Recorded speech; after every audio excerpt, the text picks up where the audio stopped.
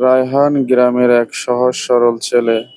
বাবা নেই, মায়ের হাত ধরে বড় হয়েছে।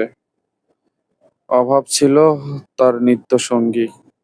একদিন এক আত্মীয় বলল, দুবাই গেলে টাকা পয়সার অভাব থাকবে না। রায়হান বুক ভরা স্বপ্ন নিয়ে দুবাই চলে গেল, মায়ের চোখের জল ফেলে। মা বলল, ভালো থাকিস বাবা, টাকাই জীবনের সব নয়।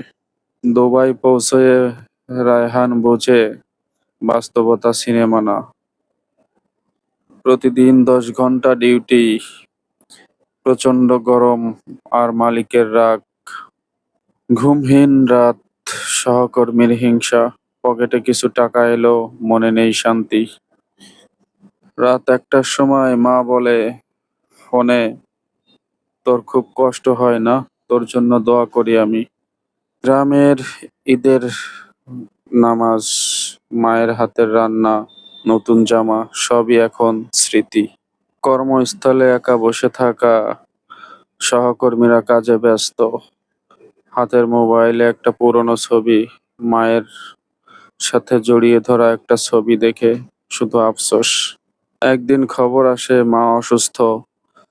মা ফোনে কেঁপে কেঁপে বলে, বাবা আর কষ্ট করবি, একবার দেশে আয়। ছুটিতে যেতে চায় কিন্তু কোম্পানি ছুটি দেয় না, পাসপোর্ট আটকে রাখে। 6 মাস পর ছুটি পায়, কিন্তু তখন সব শেষ। মায়ের কবরের সামনে দাঁড়িয়ে শুধু সে কাঁদে। বলে, মা টাকা জমিয়েছে কিন্তু তোর মুখটা আর দেখা হলো না মা।